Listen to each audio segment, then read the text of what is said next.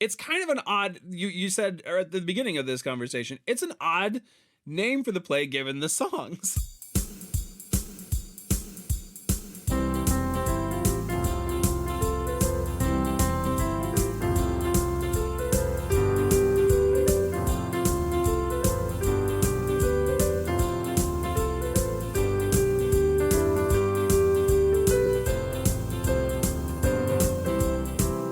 Hello, everyone, and welcome back to No Script, an unscripted conversation about theater's best scripts. I'm Jackson Nikolai. I'm Jacob Mann Christensen. Thanks for joining us again this week, and thanks for joining us all season. We've got a couple of businessy type announcements to get through because a lot of things are happening all at once, but probably the biggest and most important one is that it's the end of the season, yo.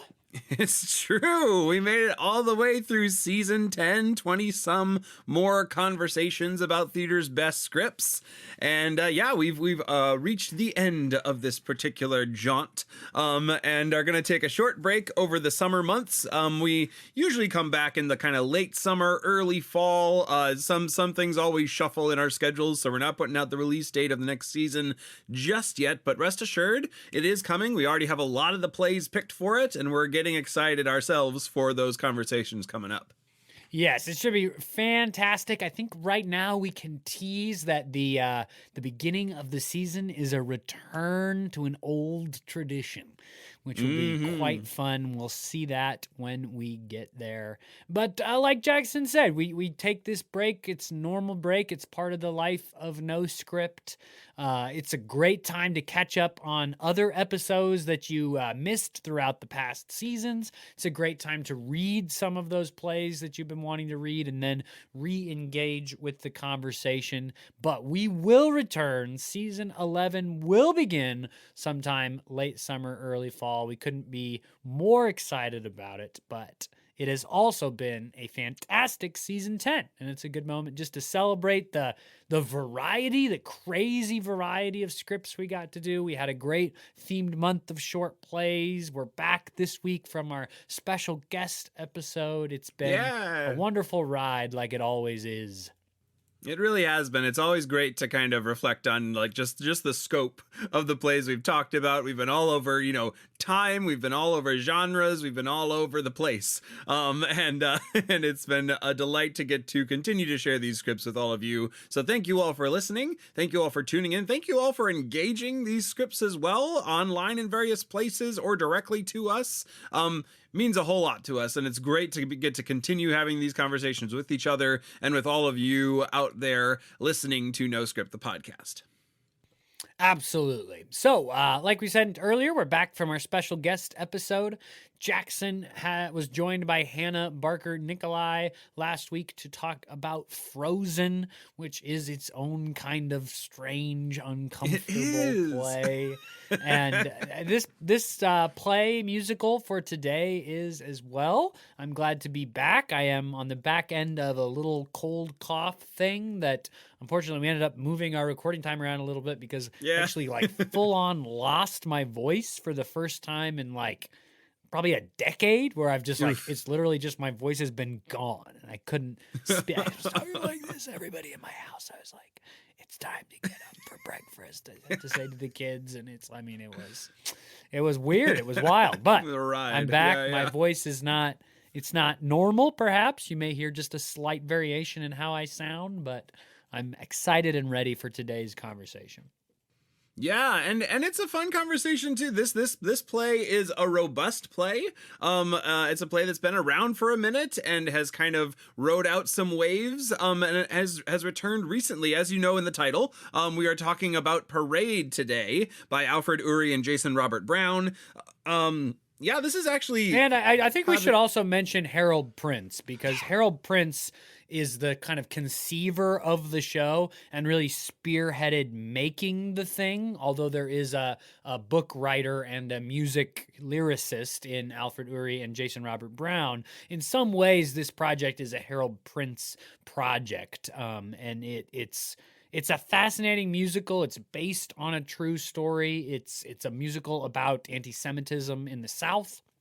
It's a musical about the way in which racial, ethnic, religious prejudice can influence the criminal justice system in the United States. I think there's a reason why the show was recently revived, because we are facing those issues in our criminal justice system still. And it is relevant in that way. And some of the ways that this musical kind of places that discrimination and that issue with the criminal justice system in context of a larger cultural movement. The play being set in the South, it's specific to the South for the story, but the theme, the message, the reason why this show exists is about how that prejudice filters outward.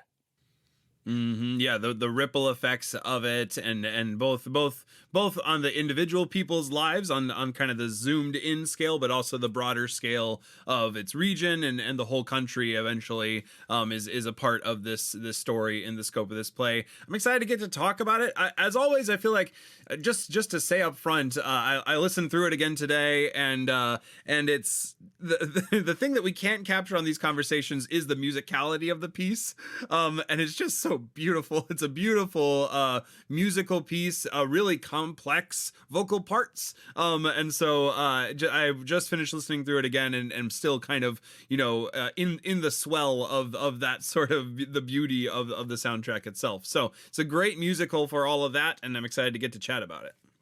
Yeah, I mean, having recently talked about Phantom of the Opera, of course, it's just like when we have these, there are some things that a conversation of this kind have a hard time capturing. One of them we know from 10 seasons now is like the essence of comedy. And it's just like hard to capture that in these conversations. And it's also where, I mean, I am not a musician. You are a musician, but I'm not a musician. I know a little bit of how to read music, but I can't ever really get deep into conversations about how the music of a piece worked. And even if we could, it's much harder to have those conversations than it is about characters, about themes, about theatrical choices, about how something is staged. And so we don't do a ton of musicals, in part because we do them a little bit of a disservice, but we will certainly do our best in our conversation about Parade today. Yeah, it is interesting. Just a little bit of work around how it's written and things like that. There's some really interesting musical stuff going on. Maybe we'll bring up some of it, but yeah. We'll take our best swing at this musical experience today. Absolutely. But before we dive in, we are going to ask everybody for the final time of the season, consider heading on over to patreon.com/noscriptpodcast. All one word, no hyphens, no underscores. Patreon.com/noscriptpodcast. That is the place where you can become a supporter of the show.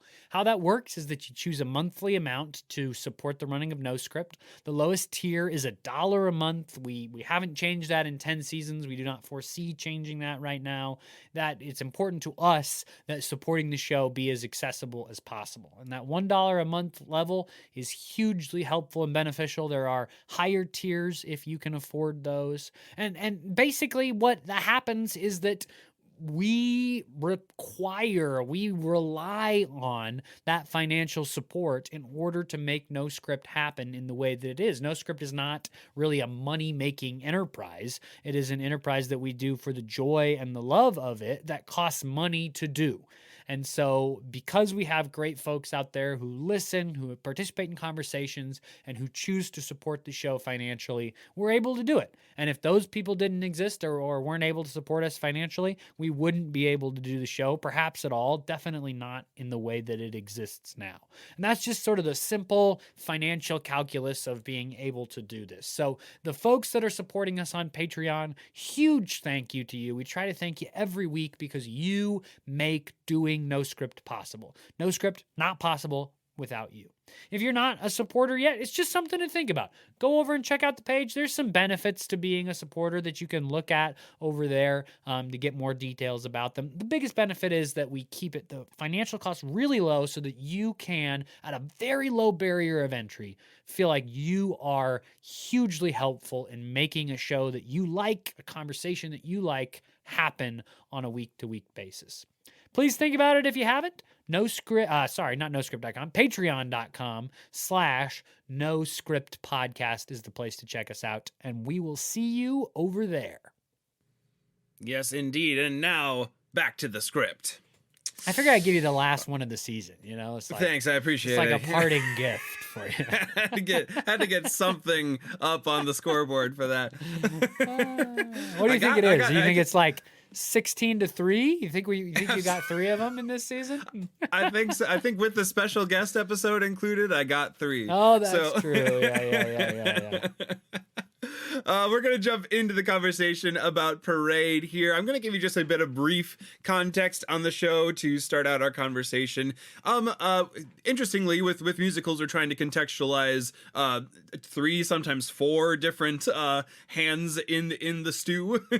So I'll give you brief introductions to the significant players who brought this production about. Thank you for the addition of Harold Prince initially, Jacob, already, because Harold Prince kind of was searching for someone to write this musical. In fact, he offered the musical to Sondheim at first, and when that didn't pan out, he ended up offering it to Jason Robert Brown to write the music and lyrics. The book of the play is written by Alfred Uhry, and this crew is a really interesting crew. Harold Prince, of course, a pretty famous producer and director. He's associated with a lot of different productions, including he's associated with West Side Story, Fiddler on the Roof, Cabaret, Sweeney Todd, Phantom of the Opera. Pretty big name in terms of theater, and he directed this piece. Jason Robert Brown, this is actually his first musical. This musical was kind of offered to him, and he accepted it.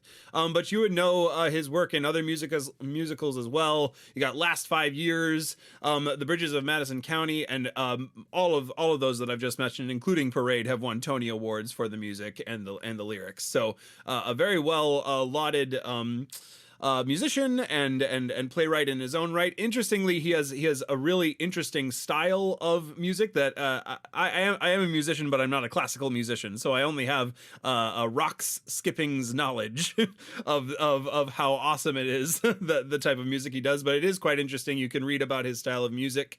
It's very engaging and also uber layered, as this piece, as Parade is. Alfred Uhry wrote the book for this play. He's a Pulitzer Prize winning author or playwright. Driving Miss Daisy won him the Pulitzer Prize. And this is actually the kind of, if you think of his work as cycles, Driving Miss Daisy is the first play in a cycle that ends with Parade. They're all kind of Atlanta-based, Georgia-based plays. And so he's done quite a bit of work. Interestingly, he is connected to the factory that Leo Frank worked at. He has a relative who actually owned the factory that Leo Frank worked at. So he's pretty intimately connected with the story, and thus he was trusted with kind of writing the book for the production of Parade. Now, Parade was first produced in 1998. That production starred Brent Carver and Carolee Carmelo.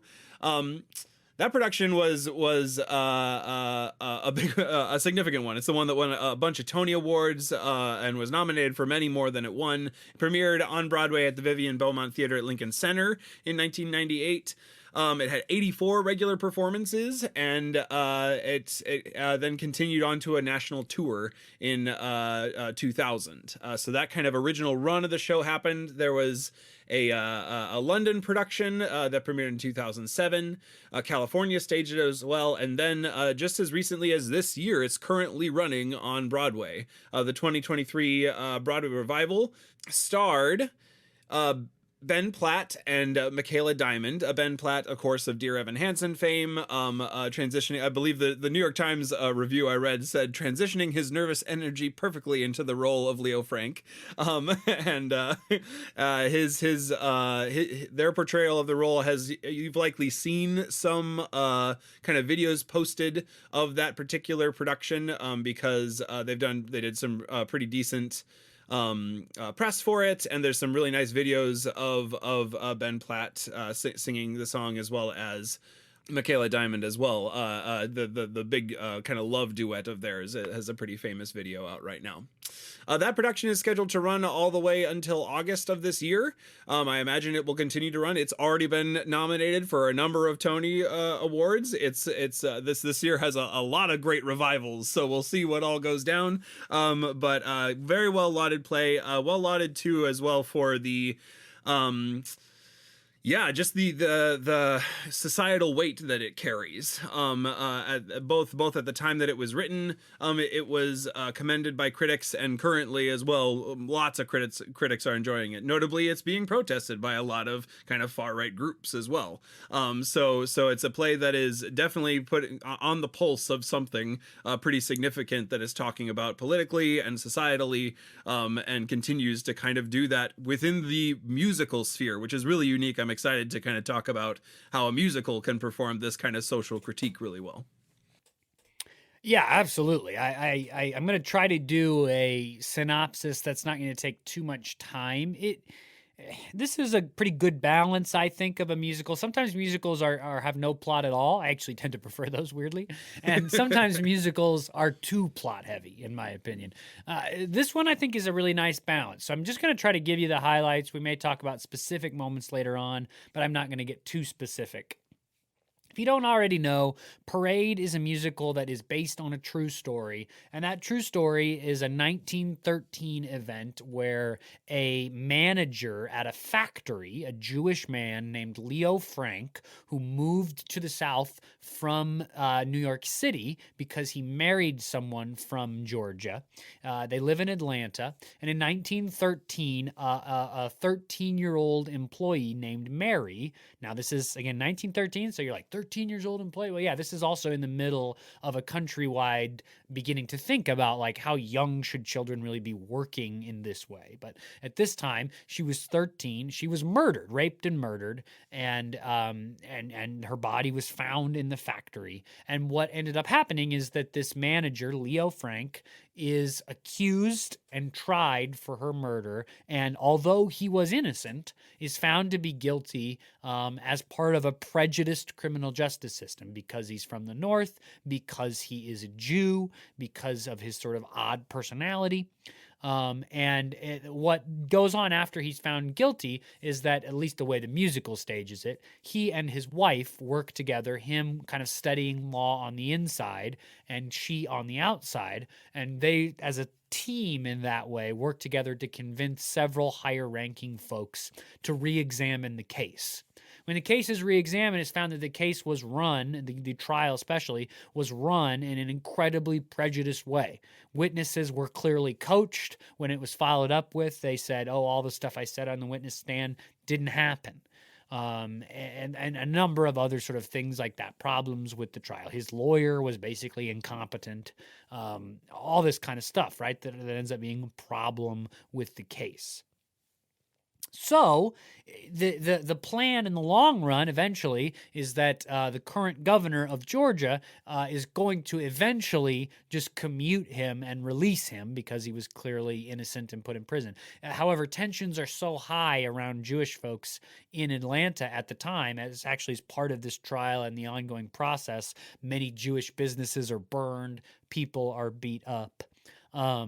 So tensions are so high that he can't do that in the moment. So he moves Leo to a minimum security sort of prison farm for him to be able to live in a little bit more comfort. He gets to have more regular visits with his wife, all of this stuff. Unfortunately, and again, this is based on a true story, a mob shows up at this prison, this minimum security prison.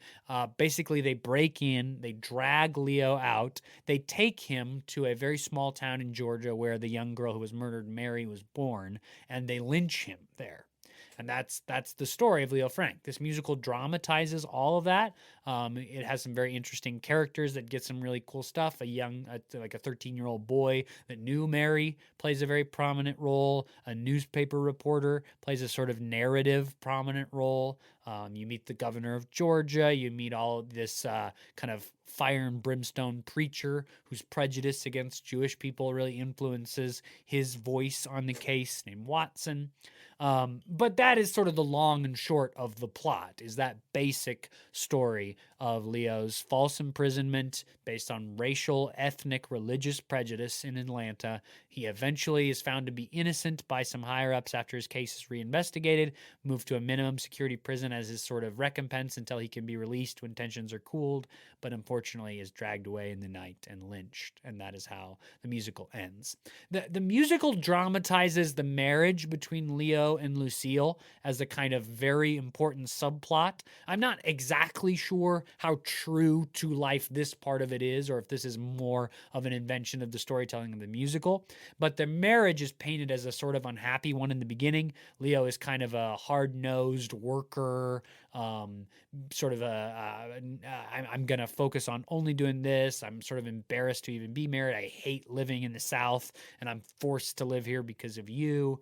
Lucille is sort of wants more from her marriage, wants more tenderness, wants more romance, wants more fun. And so their marriage is a rocky one at the beginning, and then of course this stuff happens, and all these people come out of the woodwork to say terrible things about Leo, untrue things. I mean, just made up whole cloth, which Lucille discovers as she investigates the case. But she hears all these people say that her husband's a creep, that he walks in on people in the dressing room, that he's putting his hands on people's legs. And so the way the musical stages their marriage is that as Lucille sort of forces her way into helping Leo, who outright refuses her help, and at one point is like sort of is cruelly tells her to shut up and leave. But as she sort of forces her way into helping her husband, she gains his respect for her incredible brilliance, for what she is able to do in terms of political maneuvering on the outside. And this sort of team-up effort is the thing that rekindles their marriage, their love for each other. Leo has a real reckoning about how he's treated her, the kind of way he thought about her as a person, his own, perhaps, sexual prejudice in terms of male and female, and that is sort of sewn in his head. And by the end of the musical, they're very happily in love. Their marriage seems like as soon as he gets out, they're going to be the best, most happy, most equitable married couple you've ever met. And then, of course, very tragically, he dies. So that's the kind of other important subplot, I would say. That as a general overview, a general sweep, we maybe will give you a little more info if we decide to dig in on specific moments. Yeah, you've kind of named the two plots that that govern almost, I think, all the songs, basically. Like anytime someone breaks into song, it's around those two matters. You especially the kind of journey that Leo and Lucille go on in this play of, I think there's like kind of 4 songs in particular that really kind of move their relationship through the stages that you just talked about. You know, it starts with this, I don't believe it's a titled song, but it's a duet during the kind of parade number at the start of the play, where all of that is revealed about, like, he's working on a holiday, going into work on a holiday rather than picnicking together, and this picnic theme is one that pays off in the end. You have You Don't Know This Man that Lucille sings about Leo. You have the Do It Alone, which is a song that Leo is trying to push Lucille away, and then Lucille ultimately is the one that gets the ball rolling enough to get the governor to re-examine the case. And then, of course, All the Wasted Time, which was the song I mentioned in the context. I couldn't remember the title, but All the Wasted Time is a beautiful number between the two of them, kind of both singing together in kind of equal intensity and connection after all the wasted time that they had. And so yeah, it's this beautiful journey that kind of underlines this whole kind of legal battle that's happening, unjust legal battle, but underneath it all is the two of them trying to navigate this, I think it's like only 2 years into their marriage as well, this really difficult moment for them that they're trying to find each other in, as well as save Leo from. Yeah, well, I think that's exactly right. And you mentioned all the things that are set up and paid off as part of that journey. The picnic, of course, is a huge one. The whole musical is set around Memorial Day, but not that Memorial Day. It's it's the Memorial Day for Confederate soldiers in the South. We may talk about why the musical so heavily leans in. I mean, it's called Parade, for goodness sake, right? I mean, if you've listened so far, you know the musical, and you're like, Parade? Like what? Uh-huh. Maybe it should be called The Trial of Leo Frank or Prejudice in the South or something like. I mean, no, it's called Parade because the whole thing is set around these Memorial Day parades. But again, Memorial Day for the Confederate soldiers lost in the Right, Civil War. right. Let's set that aside for now and talk about that in a minute. But you'd mentioned the picnic, right? It's Memorial Day at the beginning. They're going to set up to take this picnic. He doesn't because he's going to go to work. All this terrible stuff happens. Their final moment together at the end is this sort of imagined picnic in the countryside that they finally get to take together. They finally, have a physical rekindling as well. Wink, wink, nudge, nudge, as well at the end of all this. And unfortunately, the lynching happens after that. Another great payoff, if we're just looking at all the great things that these writers set up and pay off, after Leo has been sentenced to death by this sort of unjust court system, Lucille comes to visit him with all of these ideas, and the conversation gets quite heated, and everybody gets quite mad at each other. Again, this is the point where their marriage is at its maybe most almost going to fall apart. And Leo says, I know you mean well, honey, I really do, and I appreciate it. That sounds nice, but that's the sort of condescending tone he takes with her a lot. And Lucille says, but keep my stupid mouth shut. Of course, Leo, you're right, like you always are. That leads into sort of a big number where she convinces him to let her help him. You can't do it alone. But that line, you just want me to keep my stupid mouth shut, that's a summary, but that's close enough, really pays off later in the musical. The big duet number where they're going to finally start working together, where Leo realizes the error of his ways. One of the lines is Lucille singing, I can speak for you. I can speak for you on the outside. And you can see it's a deliberate turnaround where no longer she's being told to be quiet and stay out of my affairs. But now she's literally his advocate, speaking for him out in the world in a way in which he can't. Which comes at a really particular time in the musical where he's been kind of abandoned in a lot of ways by his own, not abandoned, but his own machinations haven't worked. His lawyer, who you said at the beginning is basically an inept lawyer, maybe had a plan showing up to the hearing, but maybe didn't, has kind of like, he's given him his last set of letters to send out to the world and fired him, and kind of, leaves him, and you have Leo completely kind of alone in that moment, especially from the audience's perspective. We feel his aloneness, that his attempts to fight this himself haven't worked.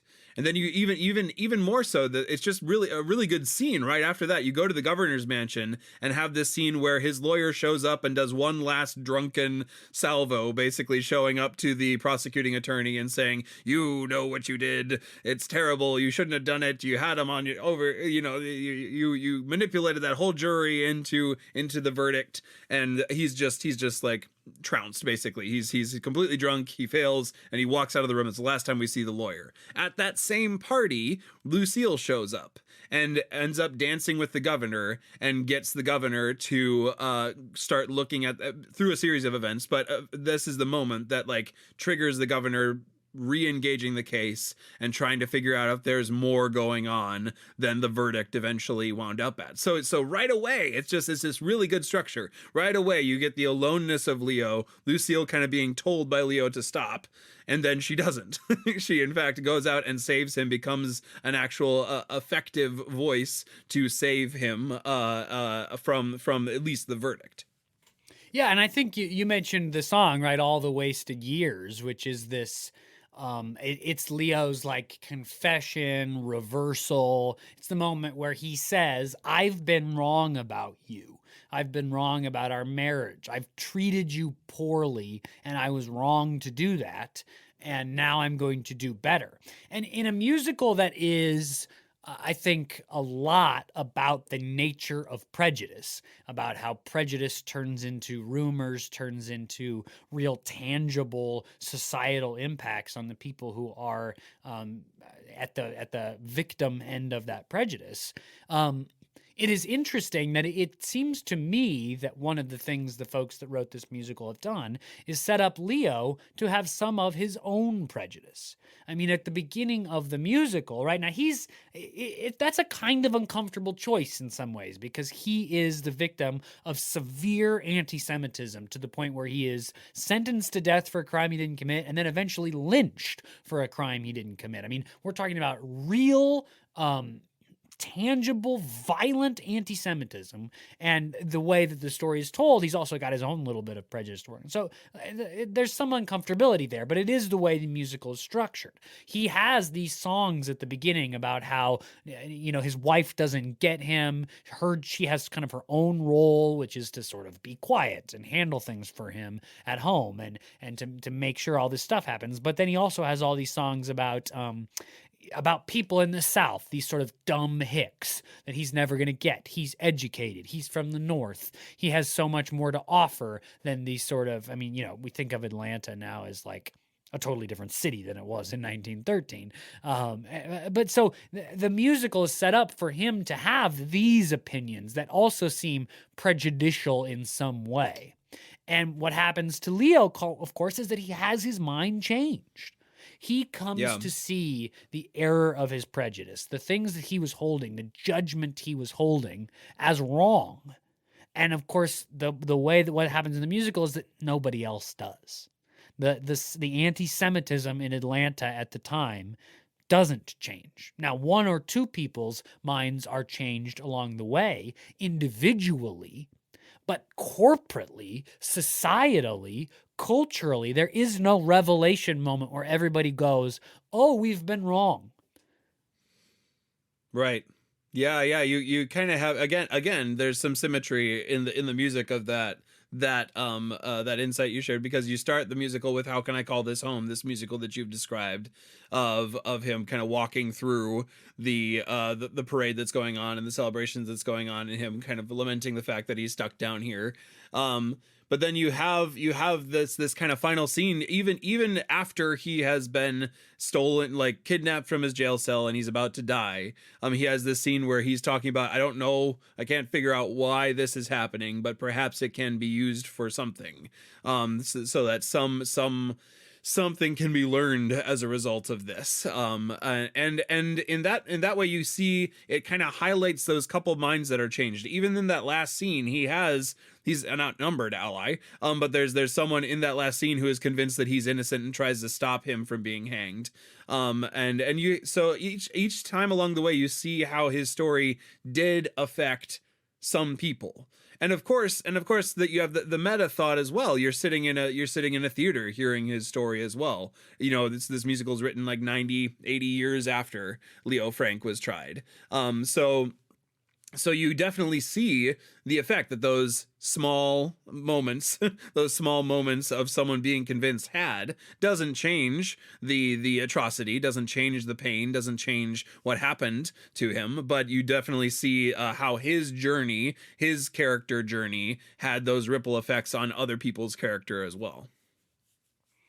Well, absolutely, but only on an individual level. And I think to me, that's one of the musical's subtler themes. I mean, I think it's obvious that the musical takes a stand against anti-Semitism. The musical has some songs where it also makes the connection between anti-Semitism and anti-Blackness in the South at the time. And that, of course, that is a problem that both problems really, that we are still struggling with in our society today, which makes it relevant, probably part of why it's been revived, all that. But all that, I think, is the more obvious. But there is a subtler inside point, I think, which is that individual persons may or may not be, specifically racist in any moment, or have prejudice against Jewish people, or be violent, or all these things, right? Individuals may make their choices one way or the other. But that any individual choice along the way, while individual choices are meaningful and powerful, are not the same as broad corporate prejudice, oppression, racism, all of that kind of stuff. Even as Lucille and Leo convince individuals that the system was stacked against them from the beginning, the system still rolls on. to the point where he's hung from a tree at the end of the play.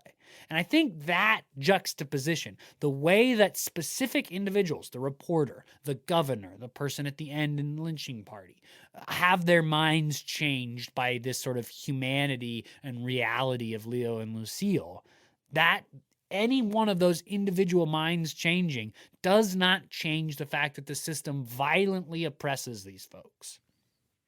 Yeah, and so the tools that the play uses to kind of drive home that point, certainly the way it ends, as you just described. Even though they've convinced everyone they needed to convince, his sentence was commuted to commuted. I don't know if that's the right word. Changed to life in prison instead of death. And the hope is that he with would with the expectation that he'll be released once tensions cool. And I mean, I think they are legitimately worried that if they just set him free, he literally would be lynched. They don't think they were expecting them to break into the prison, though. Right, exactly. Yep. So just the plot of it shows that bend towards injustice within this system. This system is bent towards that injustice, even though everyone that needed to be convinced was convinced, at least enough to commute the sentence. It's still bent towards injustice. And additionally, so plot-wise, it's telling that story. Additionally, though the text of the script, it's a little, again, this is one of those things that's a little hard to capture. But the spectacle of this musical, because musicals engage in spectacle, drives home that point. The parade certainly drives home that point. We say the play starts with the parade happening. It's not happening on stage, but it's happening kind of just beyond stage. And things like the Confederate flag are walked along stage all the time. There's banners being brought out. The music itself is this kind of certainly militaristic, very Southland folk music inspired. Lots of kind of Dixieland tune sorts of music is being played throughout the piece. And this is one of those really cool layering effects that Jason Robert Brown does. They'll be singing one song and underneath it, kind of juxtaposed to it, is another song being kind of brought in again. And this sort of in somewhat insidious kind of under the water undercurrent pervades so much of this play. You get these songs and these melodies that are talking and leaning towards the fact that there is a whole system at work underneath these impassioned songs, underneath these really justified claims that people are making. Underneath it all is this kind of slow rolling, low, lazy river of unchanged system that will eventually draw towards the end of the play and end it where it does. Yeah, I want to talk about the way that the Memorial Day and the parade are part of that, but just as a further emphasis of that, another example of setup and payoff that are so brilliant. The musical starts back during the Civil War, basically. It's a little confusing to me exactly why this is the choice they made. I kind of made that same point about the Phantom prologue. It's what are we doing? Let's just start the story. But anyway, it starts this way. It starts with this young soldier who's about to go off, Confederate soldier, about to go off and fight in the Civil War. He sings this sort of lovely, sweet song about Georgia. I go to fight for these old hills behind me, these old red hills of home. I go to fight for these old hills, remind me of a way of life that's pure, of a truth that must endure in a town called Marietta in the old red hills of home. And there's a lot of sort of sweet songs about Georgia that if you think just a little, a hair too much about them sound a little odd, a way of life that's pure. Do you mean like a white way? What are you talking about? Maybe I'll just give you the benefit of the doubt that it's just sort of chill and beautiful and sweet. But then later in the musical, as things are the tensions are starting to boil, you get the folks start to sing a song, another Georgia song. And this time, this Georgia song is Georgia, home of the strong and sure, fight like hell for the land of the pure, teach the traitor to run away. So now that language of fighting for Georgia, the sort of purity, which in the original song maybe is sort of like a rural purity, like a simple agricultural way of life. Now, of course, we know what agriculture meant in the South, but even if you gave it Yeah. like the most possible benefit of the doubt, it's like this picturesque Southern life. But this, you can see the musical writers evolving that language and saying, what's the end of all this? Well, you talk about that agricultural, pure Southern way of life. We were talking about slavery. You're talking about whiteness being the dominant culture. You're talking about all of this stuff, and it bubbles and it becomes specifically manifest. Fight like hell for the land of the pure. Teach the traitor to run away. It becomes much more violent and oppressive the longer the musical goes on. These sort of underlying systemic cultural ideologies. And not only that, but the kind of oppression is even more pronounced because additionally the opening song has that one lone voice of this young man fighting all by himself on stage. He sings it out. You already did a good job talking about how complicated that is. The lyrics of it are, but he's all by himself. He's singing it really sweetly, blah, blah, blah, blah. By the end of the play, a mob is singing the songs. A whole system has been whipped up. Tons of people are, and you kind of see what the full consequence of this viewpoint is. A mob of people storm the governor's mansion. A mob of 3 people break into a prison and bring out Leo Frank to a mob waiting for him. So you see the eventual final destination of this viewpoint slowly blow more and more into its kind of horrid clarity by the end of the play. Yeah, and that sort of mob mentality is part of where this musical's name and kind of driving image is, which is the parade. It starts after the lone soldier song in the middle of the Civil War. They jump ahead to the actual time the story starts again.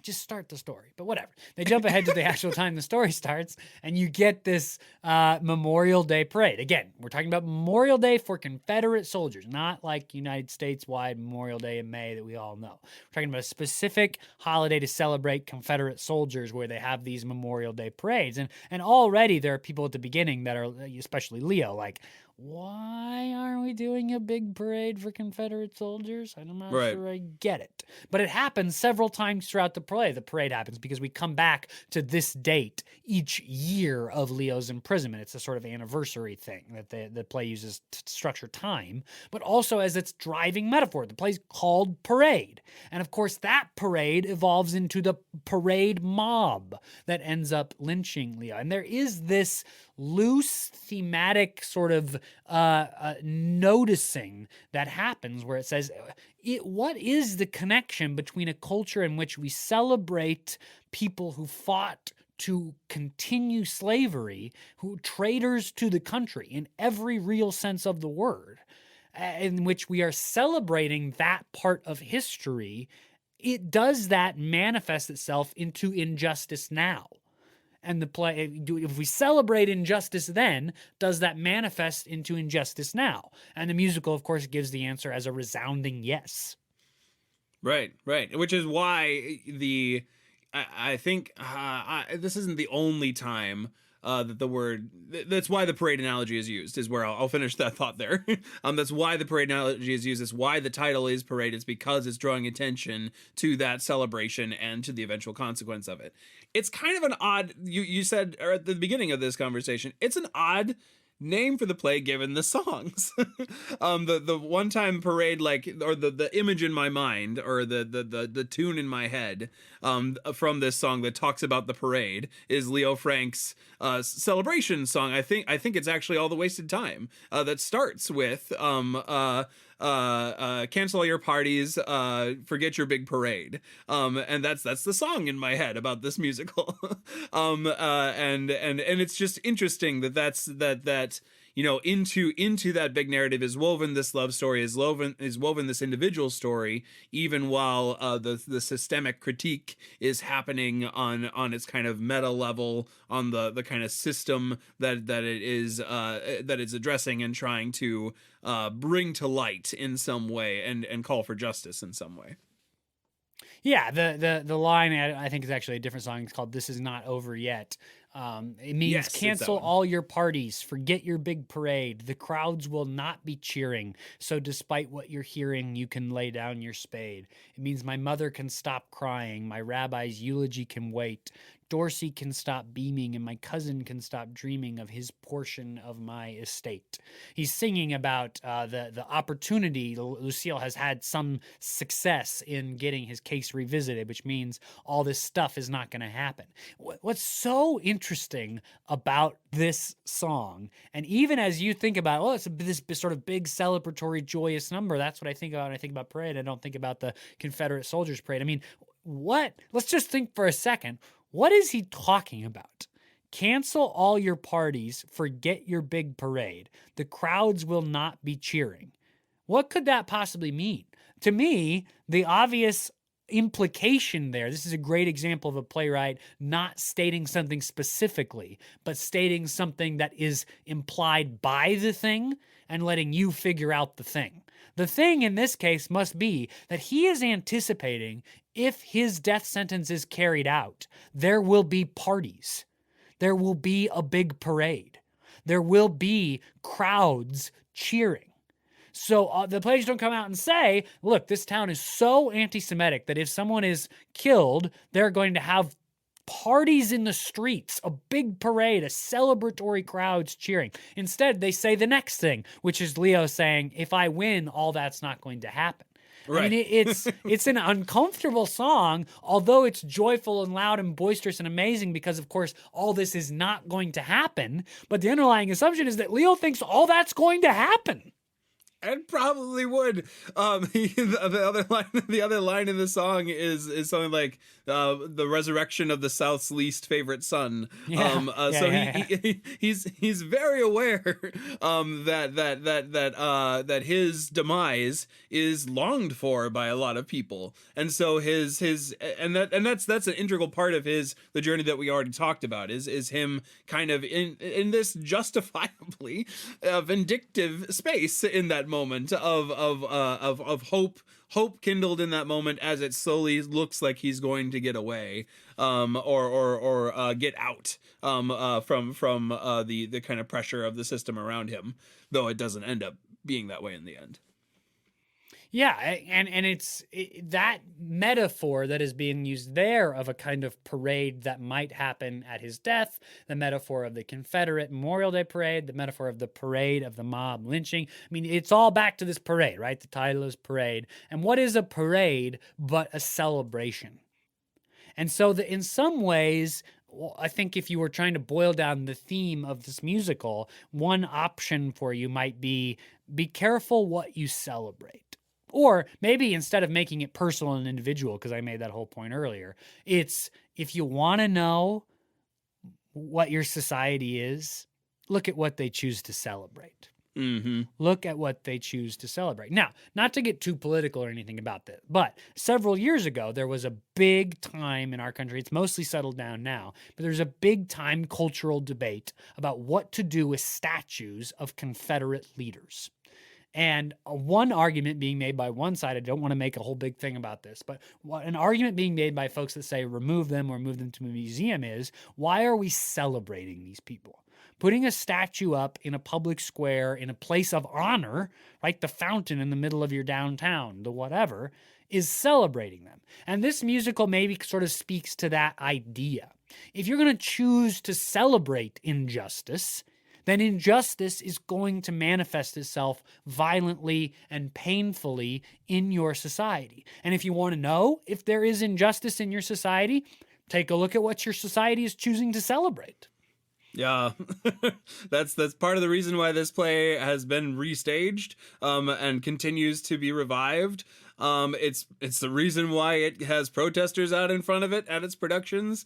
It's this play is, I think, speaking right into that question, and that certainly the way the kind of production schedule of that makes sense. As you kind of wonder about like a 2 years ago, 3 years ago, this play would be a great play to pick to have that sort of conversation around. And that's again, like, maybe this is a good kind of callback to what I said earlier, that this play, I guess this isn't just of the musicals that I've engaged recently, I guess. And I think generally, prevalently, musicals don't lean so hard into a social justice critique as this play does. There's often lots of stuff going on in musicals. I will say, though, I mean, in part that's because musicals, have to make money in a way that other plays don't, because they're such expensive to put on. So you don't see a lot of musicals that would be controversial. But instead, and that has been a critique of this musical too, is like, it is a safe kind of controversy. Now, I know there's protesters and stuff like that, but it's like from more than 100 years ago, right? It's like a period piece about injustice back then. And although I think it has real things to say about injustice now, and I think it's important, and I'm very glad we're talking about it, and that it's on Broadway and all that, I just to float it out there as our conversation winds down here, like, part of the reason why this musical could happen, whereas a musical about Confederate statues is not going to get on Broadway, is that this is a much more safe version of that social justice critique. Yeah, fair point for sure. A 80-year-old issue as opposed to something that happened last year or something like that. And there's plenty of things that happened last year that deserve a chance for theater as social justice to take a look at. And I think that does happen. I don't think it happens often in musicals, though. So I do want to say that this musical does some work in that field in a way that I wasn't expecting necessarily as I kind of re-engaged it again. And I'm grateful for an example of theater, especially musical theater, as a way to engage something really real, that is a little bit more than just that a little bit more than just engaging spectacle, and using spectacle really interestingly to critique, to tell a story that has a really tragic end to it, and just to engage this issue well in a format that I'm used to, catchy tunes being the result of my experience. No, I think you're totally right about that. It has a meaningful thing to say, and you don't see that a lot in musicals. Some you do sometimes, and especially now that's happening more and more, I think. But especially from a musical that is old, I mean, quote unquote older. It's not really, right, but it's older than the past 10 years. I mean, it's really impressive in that way, and it's fantastic that it's as popular as it is for the kinds of things that it has to say. That's all the time that we have today, and unfortunately all the time we've got for the season. Yeah, a reminder that we are about to go on our short break. We'll be back with season 11 very soon. It's coming. It is, yeah, just a couple of short months away. We'll be cranking out another bunch of unscripted conversations about theater's best scripts. While the conversation about this piece is over for today, and the conversation about the plays of this season are over, we'll continue to extend the invitation to continue to chat about these scripts and these plays with all of you. If you have seen Parade, been in Parade, read Parade, or interacted with any of the scripts from this season or any other season of No Script, you can find us on Facebook, Instagram, or Twitter at the username at No Script Podcast. And that's a great spot to come and chat with us about the plays that we've done, about plays that you like, just whatever you want to talk about scripts and stuff like that. We'd love to be a place to kind of cultivate that conversation. We also have a Gmail, noscriptpodcast@gmail.com. Find us on any of those sites. We'd love to keep talking about Parade with you. Absolutely. For the final time this season, if you liked this episode or any of our other episodes, please recommend us to your family, your friends, anybody you know that likes theater, scripts, stories, or just conversations about art. Send them our way. We're on Apple Podcasts, Google Play, Spotify, YouTube. You can also like us on Facebook for a link to the episode to just appear on your feed every Monday. We will see you all soon. We'll be back from our break with the beginning of season 11. Until then, I'm Jacob Mann Christensen. And I am Jackson Nikolai. Thanks for listening to No Script, the podcast.